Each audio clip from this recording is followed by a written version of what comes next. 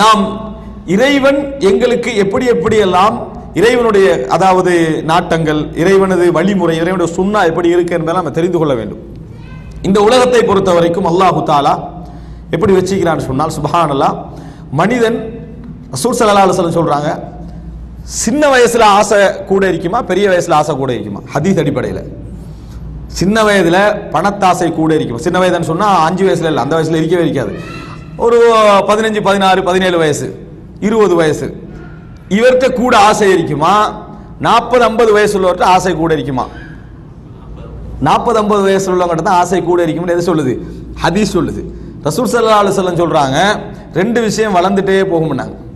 2 விஷயம், ஒரு மனிதன் வளர வளர 2 விஷயம் வளர்ந்துட்டே போகும். அது ஒண்ணு என்ன தெரியுமா? ஹுப்புல் மால், பணத்தேவை, பண விருப்பம், பணத்துடைய ஆசை, சொத்துடைய ஆசை, அதுவும் வளரும். அது என்ன செய்யும்? வளர்ந்து கொண்டே போகும்ன்றாங்க ரசூல் ஸல்லல்லாஹு அலைஹி வஸல்லம். நீங்க இளம் வயசு உள்ளவங்க பாருங்க, ஒரு 20, 22 வயசெல்லாம் சும்மா வீணுக்கு செலவழிச்சிட்டு இருப்பாங்க. விளங்கிட்டா? அதெல்லாம் ஒரு பெரிய, அவன் கல்யாணம் முடிச்சிருப்பான், ஆனா அதை கணக்கே எடுக்க மாட்டான். அது செலவழிச்சிட்டு இருப்பான். நல்ல விஷயமா இருந்தாலும் கெட்ட விஷயமா இருந்தாலும் செலவழிப்பதில் பெரிய ஒரு இது என்ன செய்யாது, அவனுக்கு இருக்காது. அனுபவப்பட்டு அடிபட்டு வேதனைப்பட்டு அப்படியே போற டைம் போற நேரத்தில் என்ன சொத்து ஆசை தான் வளருது. ஆனா பொறுப்புன்னு அவன் பெயர் வச்சுக்கணும். அதுக்கு என்ன பேர் வைப்பான்? அது பொறுப்புணர்ச்சி அப்படின்னு அதுக்கு ஒரு பேர் வைப்பான். பொறுப்புணர்ச்சின்னா சொத்து ஆசை தான். ரசூலுல்லாஹ் சொல்றாங்க சொத்து ஆசை. அது காரணம், முதலாவது அவனுக்கு, 2வது மகனுக்கு, 3வது பேரப்பிள்ளைக்கு. இப்படி அவனுடைய சிந்தனை என்ன செய்யும்? விரிஞ்சு கொண்டே போகும். ரசூல் ஸல்லல்லாஹு அலைஹி வஸல்லம் சொல்றாங்க, அதை எஹரும், அதுவும் என்ன செய்யும்? முத்தி கொண்டே போகும் என்று ரசூல் ஸல்லல்லாஹு அலைஹி வஸல்லம் சொல்றாங்க. இன்னும் சொல்றாங்க, இன்னொன்று தூலுல் அமல் அப்படின்னாங்க ரசூலுல்லாஹ். ஆசை நீளும்னாங்க ரசூலுல்லாஹ். எப்படி? ஆசை இவன்ட்ட குறை இருக்கும், ஆனா வயது போக போக என்ன செய்யணும்? இன்னொரு 100 வருஷம் வாழணும் பண்ண மாதிரி அவனுக்கு சிந்தனை என்ன செய்யும்? இருக்கும். ஒரு 20 வயசு இளைஞர்கிட்ட கேட்டா நம்ம என்ன பெருசா வாழ போறோம் பண்ண மாதிரி அவன் பேசி கேட்பான். ஆனா அவனுக்கு 40 வயசு இருக்கலாம். ஆனா ஒரு சின்ன வயசை விட பெரிய வயது போக அவருக்கு தூளுல் அமல், சிந்தனைகள் என்ன செய்யும்? கூடிக்கொண்டே போகும். இதை யார் கட்டுப்படுத்திக் கொள்வார்கள்? மார்க்கம் தெரிய தெரிய, தீன் தெரிய, எந்த பொதுவான மனித இயல்புகள் சொன்னாலும் நீங்க அதை விதிவிலக்காக எப்படி பார்க்கணும்னா, தீன் எவரிடத்தில் அதிகமாக இருக்கிறதோ அவர் அதை என்ன செய்வாரு?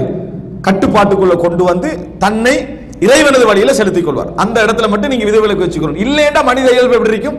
இப்படித்தான் இருக்கும் என்று ரசூலுல்லாஹி ஸல்லல்லாஹு அலைஹி வஸல்லம் இந்த ஹதீஸ்ல என்ன செய்றாங்க? சொல்லி காட்டுறாங்க. இதனால தான் நீங்க பார்க்கலாம், அதாவது இப்போ உங்களோட வீட்டுக்கு இங்க உள்ள பெரும்பாலானவங்க, அதாவது ஒரு சிலரை தவிர பெரும்பாலானவர்கள் உங்களோட வீட்டுக்கு என்ன செய்றாங்கன்னா, 1 கிலோ அரிசி, 1 கிலோ பருப்பு, 1 கிலோ வெங்காயம் போட்டு ஒரு பேக் வருது. நீங்க உடனே அதை எடுத்து கண்ணீர் வடிச்சு 2 ரகாத் சுஜூத் செஞ்சு அல்ஹம்துலில்லாஹ் யா அல்லாஹ் இப்படி ஒன்று தந்தாய நம்ம சொல்றவங்க யாரா இப்ப இருக்கிறீங்களா? ஒரு 90% இவ்வளவுதான் வருது. என்ன? ஒரு அரிசி, கொஞ்சம் என்னது, அதாவது வெங்காயம், கொஞ்சம் சீனி, 1 கிலோ வீட்டுக்கு வருது. இது கிடைச்சோடனே கண்ணீர் வடிச்சு அழுது சுஜூத் செஞ்சு யா அல்லாஹ் அல்ஹம்துலில்லாஹ் இப்படி ஒன்று தந்தாயன்னு சொல்றவங்க யாரா நம்ம இருக்கிறோமான்னு கேட்டா இல்ல. அதை எடுத்து அந்த பக்கத்தில் வேண்ட லெவலில் தான், ஏன்னா ஒரு மூட்டை வீட்டில் என்ன செய்ய ஏற்கனவே ரெடியா இருக்கும். இந்த லெவலில் தான் நம்ம இருக்கிறோம். ஆனா நம்ம ஃபித்ரா கொடுத்தோமே, அந்த நேரம் ஏழைகிட்ட கொடுக்க கூட முதலாம் முகத்தை தான் பார்க்கறது. இவன் என்னது ரியாக்ஷன் எப்படி? கண் கலங்குறானா? கொடுக்கறது அதே தான். அல்லாஹ் தாரது இவருக்கு சுஜூத் இல்லை. அல்லாஹ் தார நேரத்தில் இவருக்கு கண்ணீர் வடிக்கணும்னோ 2 ரகாத் தொழணும்னோ அந்த எண்ணங்கள் எல்லாம் இல்லை. ஆனா இவர் கொடுக்கிற நேரத்தில் அவரோட முகத்தை கொஞ்சம் பார்த்துக்கிறது. எப்படி அவர் பொங்குறார்? எதுக்கு? இதே விஷயத்துக்கு தான். அல்லாஹ்ட்ட இது பெரிய கூலியாக இருக்கலாம். ஆனா இவன் மனுஷன் எதிர்பார்க்கறத பாருங்க. 1 கிலோ அரிசி கொடுத்துட்டு அதே விஷயத்தை அவன்கிட்ட கொடுத்துட்டு அவன் வந்து 2 தடவை ஜஸாக்கல்லாஹ் சொல்லணும்ன்றதும் துவா கேட்டுக்கங்க வேற எக்ஸ்ட்ராவா என்ன செய்யறது? அவனுக்கு அதை டைம் பண்ண ஒதுக்கணும். ஏன்னா 4 பேர் கொடுத்தானா 4 பேருக்கு துவா கேட்கறது. இமாம் இப்னு தைமியா ரஹ்மத்துல்லாஹ் அவங்க சொல்றாங்க, ஒரு ஆளு கொண்ட கொடுத்துட்டு துவா கேளுங்கன்னு சொல்றது தவறு. ஒரு ஆள் கொண்ட கொடுத்துட்டு துவா கேளுங்க என்று சொல்றதும் நீங்க அவர்கிட்ட கூலி என்ன செய்றீங்க? எதிர்பார்க்கறீங்க. அவர் என்ன ஒதுக்கணும் உங்களுக்காக வேண்டி? ஒரு 5 நிமிஷம் ஒதுக்கணும். அவர் ஒரு நல்ல மனிதராக இருந்தால் உங்களுக்கு துவா கேட்பாரு. ரசூலுல்லாஹ் ஹதீஸ் வேறவா இருக்குது. அவர் ஒரு நல்ல மனிதராக இருந்தார், நன்றி உள்ள ஒரு மனிதராக இருந்தார், நிச்சயமா உங்களுக்கு என்ன செய்வாரு? அவர் துவா கேட்பார். ஆனா நீங்க எதிர்பார்க்க வேண்டிய என்னது? நான் உரீது மின்கும் ஜஸாஅ வலா ஷுக்கூரா. உங்களுக்கு நன்றியும் தேவையில்லை, உங்களுடைய கூலி எனக்கு என்னது தேவையில்லை. யாருடைய கூலி எங்களுக்கு தேவை? இறைவனது கூலி தேவை என்கின்ற அடிப்படையில தான் நம்ம என்ன செய்யணும்? கொடுக்க வேண்டும். ஆனால் நாங்க வந்து அல்லாஹ் தஆலா நம்மளுக்கு இப்படி 1 கிலோ நம்ம வீட்டுக்கு வந்தா அதுக்கு அழுது துடிக்கிறதெல்லாம் இல்லை. ஆனா நம்ம கொடுத்துட்டோம்டா நம்ம இப்படி எதிர்பார்க்கிறோம். நம்ம வந்து அந்த நன்றி எப்படி என்ன செய்யறோம்? எதிர்பார்க்கிறோம். இந்த டிஃபரண்ட்டுக்கான காரணம் என்ன? சிம்பிளா யோசிச்சு பாருங்க. இந்த டிஃபரண்ட்டுக்கான காரணம் என்னதுன்னா, நாங்களும் ஒரு டைம்ல அப்படி இருந்திருப்போம். நாங்களும் நாங்கள் அப்படி பேசுறதுல 90% 80% விளங்கிக்கிறோம். 20% உண்மையிலே அப்படி கஷ்டப்படுற மக்கள் நிறைய என்ன செய்றாங்க இருக்கிறாங்க. நாங்களும் ஒரு டைம்ல அப்படி இருந்திருப்போம். எங்களுக்கு இது ஒரு தங்கமான ஒரு கட்டமும் நம்மளுக்கு வாழ்க்கையில் என்ன செஞ்சிருக்கும் இருந்திருக்கும். அதே கட்டத்தில் இருக்கிறவனுக்கு நம்ம கொடுக்கின்ற பொழுது அவன் சந்தோஷப்படுறான். அதான் அவனுக்கு மேக்ஸிமம் லிமிட். அதான் அவனுக்கு என்னது இது கிடைக்கிறன்றது அவனுக்கு அதான் உலகத்துல சாத்தியம். அவன் அடுத்த பக்கத்துல அதான் பக்கத்து வீட்டில் இருக்கிறான். அவனுக்கு அல்லாஹ் தஆலா கோடி கோடி என்ன செய்யறான் கொடுக்கிறான். ஆனால் ஒப்பிட்டு பார்த்தா சில பொழுதுகள்ல அவன் எந்த வகையிலும் தகுதி இல்லாதவனாக கூட என்ன செய்வான் எங்களை பார்வையில் இருப்பான். ஒப்பிட்டு இங்க பாத்தீங்கன்னு சொன்னா இவன் முழுமையான தகுதி உள்ளவனாக இருப்பான். இது அல்லாஹ்வுடைய ஒரு கிஸ்மத். அல்லாஹ் தஆலா பிரிக்கிற முறைகள்ல இதனுடைய நியாய அவநியாயங்கள் எங்களுக்கு புரியாது. ஆனா அல்லாஹ் அப்படித்தான் என்ன செய்யான் பிரிக்கிறான் என்பதை நம்ம என்ன செய்கிறோம் பார்க்கிறோம். அன்புள்ள சகோதரர்களே, எனவே நம்ம என்ன தெரிந்து கொள்ள வேண்டும் என்றால், நம்ம ஏன் இந்த மாதிரியான ஒரு மனநிலைக்கு மாறி இருக்கிறோம் என்பதற்கு பெரிய ஒரு உதாரணம் இது. எப்பொழுதும் நம்ம ஒன்றை பழக்கிவிட்டால், இது மனித இயல்பு, நம்ம ஒருத்தருக்கு ஒன்றை பழக்கிவிட்டால் அடுத்த செக்ஷனுக்கு அது என்ன செய்யும் போகும். இது அதாவது பிரச்சனை இல்லாம மாறிடும். அதனாலதான் சொல்வார்கள், அதாவது குழந்தை வளர்ப்பு சம்பந்தமாக சொல்ற நேரத்தில் என்ன சொல்வார்கள் சொன்னால், நம்ம ஒரு கஷ்டப்பட்ட ஒரு சமுதாயமாக நம்ம இருந்தோம். நமது பெற்றோர்கள் அல்லது நாங்கள் எங்களை என்ன வச்சுக்கங்களேன், நம்ம கஷ்டப்பட்ட ஒரு சமுதாயமா இருந்தோம். நம்ம பட்ட கஷ்டம் பிள்ளை என்ன செய்யக்கூடாது படக்கூடாது என்பதற்காக வேண்டி அவனை என்ன செஞ்சோம் கஷ்டத்தை காட்டாமலே அவனை என்ன செய்யறோம் வளர்க்கிறோம். அவன் என்ன செய்யறான்னு சொன்னால், கஷ்டம் தெரியாம வளர்ந்துட்டான் தானே. அடுத்தது அவன் செய்யற வேலை என்னன்னு சொன்னால், ஒரு ஃபசாதான ஒரு என்னது பொறுப்பற்ற ஒரு நிலைக்கு அவன் வருவான். அதுக்கு பின்னால அந்த பொறுப்பற்ற நிலையால மறுநிலை என்ன வரும், கஷ்டமான ஒரு சூழ்நிலை வரும். திருப்பி அவன் உருவாக்குறவன் யாராயிருப்பான், நம்ம பட்ட கஷ்டம் என்ன செய்யக்கூடாது படக்கூடாது. அதான் கஷ்டப்பட்டவர்கள் நல்ல திறமையானவர்களை உருவாக்குறாங்க, திறமையானவர்கள் சோம்பேறிகள் என்ன செய்யறாங்க உருவாக்குறாங்க, சோம்பேறிகள் கஷ்டமான சூழ்நிலை என்ன செய்யறாங்க உருவாக்குறாங்க. தில்கல் அய்யாமுன் உதாவிலுஹா பைனன் நாஸ். அந்த காலங்களைத்தான், அதாவது ஒரே விதமான காலங்களைத்தான் நாம் சுழன்று வர செய்கிறோம் மனிதர்களுக்கு மத்தியில். மனிதர்களுக்கு மத்தியில் தோல்வி வெற்றி, உயர்வு தாழ்வு, இந்த மாதிரி ஒரே விதமாகத்தான் நாம் மனிதர்களுக்கு மத்தியில் என்ன செய்யறோம். ஒரு நூற்றாண்டு எடுத்தீங்க என்று சொன்னால், அந்த நூற்றாண்டுடைய ஆரம்பமும் கடைசியும் போன நூற்றாண்டுக்கு சமமா இருக்கும். ஒரு நூற்றாண்டு எடுத்துக்கிட்டீங்கன்னு சொன்னால் போன நூற்றாண்டுக்கு அதை என்ன செய்யும் சமமாக இருக்கும். எல்லா விஷயத்திலும் கொள்கை ரீதியாக பண்பாட்டு ரீதியாக எல்லாம் நீங்க என்ன செய்யலாம் பார்க்கலாம். இது எப்படி உருவாகுது என்று பாத்தீங்கன்னா, இதுதான் இந்த திருப்தியற்ற மனநிலை இருக்குது. இந்த மனநிலையுடைய விளைவாக்கம் தான் இந்த சமுதாயத்தில் நம்ம காணக்கூடிய இந்த பகுதிகள் என்பதை நம்ம என்ன செய்ய வேண்டும் புரிந்து கொள்ள வேண்டும். அன்புள்ள சகோதரர்களே, மனிதனை பொறுத்த வரைக்கும் அல்லாஹ்வுடைய நிஅமத்தை எதிர்பார்க்கிற நேரத்தில் கூட ஆசைப்படுவது இஸ்லாம் நிறைய என்ன செய்யுது வரவேற்கு தடை செய்யல இஸ்லாம். ஆனால் அப்படி எதிர்பார்க்கிற நேரத்தில் கூட அது மார்க்க ரீதியான ஒரு கோணத்தில் இருக்கணும் இஸ்லாம் என்ன செய்யும். நீங்க எதிர்பார்க்கிற நேரத்தில் கூட உங்க எண்ணத்தில் என்ன இருக்கணும், யா அல்லாஹ் இதன் மூலம் நான் ஏழைகளுக்கு என்ன செய்யணும் உதவி செய்யணும், கஷ்டப்பட்டவர்களுக்கு நான் என்ன செய்யணும் சமூக ரீதியான வேலைகளை நான் செய்ய வேண்டும், இதன் மூலம் நான் ஜகாத்து கொடுக்க வேண்டும், இதன் மூலம் நான் ஒரு இறைவனுக்கு அதாவது நன்றி உள்ளவனாக மாற வேண்டும். அல்லாஹ் தஆலா குர்ஆன்ல சொல்றான், ஹுத் மா ஆதைதுக் வகுன் மினஷ் ஷாகிரீன்.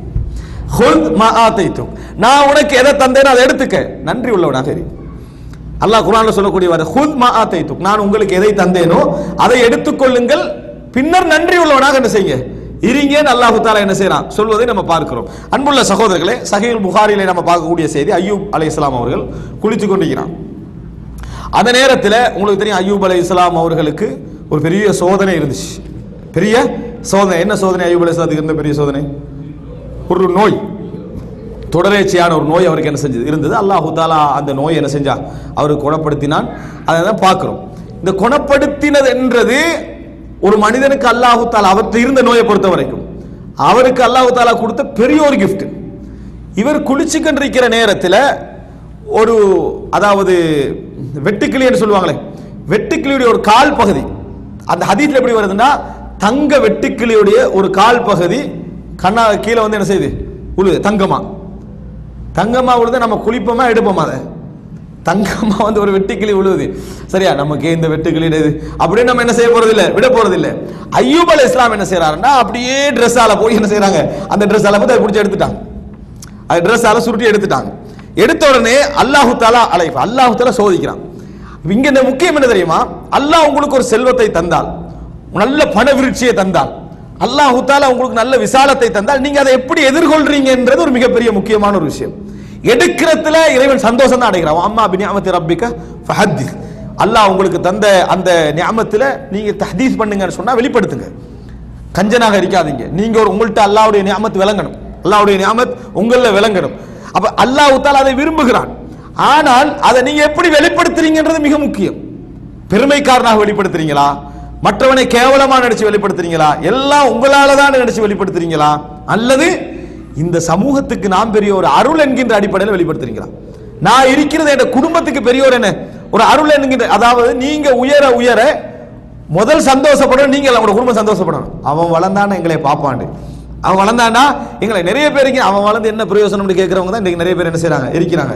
கஷ்டப்படக்குள்ள மட்டும் ஊடா வந்துகிட்டு இருந்தான், வளர்ந்த பிறகு அவனை காணா விளங்கிட்டா, வளர்ந்த பிறகு அவனை காணாம் என்று சொல்கின்ற லெவல்ல இருக்கிறாங்க. இன்னும் எத்தனையோ பேர் என்ன சொன்னால் அவங்களுடைய குடும்ப உறவை சேர்த்தல் எதோட முடிஞ்சிருது தெரியுமா? பெருநாள் வந்த உடனே ஒரு எம்பளை போய் அனுப்பி விடுறது, அதை துறக்க முந்தைய அவனுக்கு தெரியல எவ்வளவு இருக்கும். குடும்பத்துக்கெல்லாம் என்ன செய்யறது, அனுப்பி விடுறது. அவனும் வரமாட்டான், அவனே என்ன வரமாட்டான், உறவுகளை சேர்ந்து நடக்கிறாராம். என்ன உறவுகளை சேர்ந்து நடக்கிறது, அவர் பிஸி, அதனால எம்எல்ஏ பண்ண வச்சு ஒரு 300 ரூபாய் வச்சு குடும்பத்துக்கு கணக்கிட்டா உமா பெரியம்மா அவங்களுக்கு அனுப்பிவிட்டாச்சு, குடும்பத்தை சேர்ந்து நடந்தாச்சு. இவர் எதை எதிர்பார்க்கிறாரு? மறுமையில சொர்க்கத்தை. இந்த இதை கொடுத்துட்டு மறுமையில நீ இஸ்லாம் எதை எதிர்பார்க்குது? அவங்களுக்கு போய் சலாம் சொல்றது, துவா கேட்கறது, அவங்களோட சந்தோஷமா இருக்கிறது, உட்கார்றது. அதுக்கப்புறம் நீ ஒரு சந்தோஷமாக எவ்வளவு கொடுத்துட்டு அது வேற. ஆனால் உங்களது வளர்ச்சி ஒரு குடும்பத்துக்கு சந்தோஷமா இருக்கணும், ஊருக்கு சந்தோஷம் இரண்டாவது. சிலர் வளர்றது ஊருக்கு சந்தோஷம், குடும்பத்துக்கு சந்தோஷமே இல்லை, குடும்பத்துக்கு சந்தோஷமே இல்லை. நீ வளர்றத வளர்ச்சி முதல் சந்தோஷமாக யாருக்கு இருக்கணும்? உனக்கு சொந்த உறவுகளுக்கு என்ன செய்யணும்? சந்தோஷமா இருக்கணும், ஊருக்கு சந்தோஷமா இருக்கணும். எப்போது இருக்கும்? நீ வெளிப்படுத்துகின்ற முறையில தான், நீ வெளிப்படுத்துகின்ற முறையில தான் அந்த சந்தோஷமே என்ன செய்ய இருக்கும். பாருங்க, அய்யூப் அலைஹிஸ்ஸலாம் அதை எடுக்க ஓடுறாரு. எனவே அய்யூப் அலைஹிஸ்ஸலாம் ஒரு பொருளாதாரம் எனக்கு கிடைக்குது, அது தங்க வெட்டுக்கிளியுடைய கால், அதை எடுக்கத்தான் ஆசைப்படுறாரு. அவர் என்ன நினைக்கல, என்னது அல்ஹம்துலில்லாஹ் அல்லாஹ் எனக்கு தந்த போதுமானது, இது வேற யாராவது எடுத்துட்டு போட்டோம்னா என்ன செய்யல நினைக்கல. அவர் போய் என்ன செய்யறாரு, எடுக்கிறாரு. எடுத்தோடனே அல்லாஹ் கேட்கிறான், யா அய்யூப், அய்யூபே அலம் அகுன் அக்னைதுக அம்மா தரா. இப்ப நீங்க காண்றதை விட்டு உங்களை நான் தேவையில்லாதவனா ஆக்கலையா? இது உங்களுக்கு இப்ப தேவையா?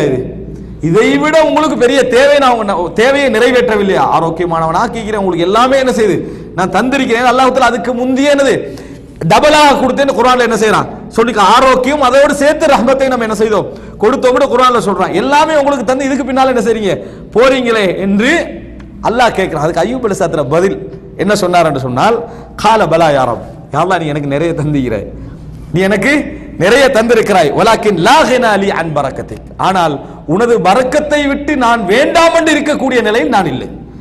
நீ எதை தந்தாலும் நான் அதை அப்படியே எடுக்கிற நிலைமையில தான் நான் என்ன செய்றேன் இருக்கிறேன் என்று. லா கினா அன் பரக்கத்திக், உனது பரக்கத்தை விட்டு. இங்க பாருங்க, இங்க பரக்கத்து என்ன அடிப்படையில் யூஸ் பண்ணப்படுது? நிறைய பரக்கத்தா இருக்கிறேன்னு சொல்றோமே அந்த கருத்துல இது யூஸ் பண்ணப்படுது. இந்த இடத்துல சின்னதுலையும் பரக்கத்துன்றது கருத்துல யூஸ் பண்ணப்படல. இந்த இடத்துல என்னன்னா நிறையிறது. அதனால தான் சொல்றாரு, தங்க வெட்டுக்கிளுடைய கால் அவர் என்ன சொல்றாரு பரக்கத்துன்றாரு. அப்ப லாகினா அன் பரக்கத்தி, நீ தந்த பரக்கத்தை விட்டு நான் வேண்டாம் என்று சொல்ற லெவலில் என்றைக்கும் இருக்க மாட்டேனா.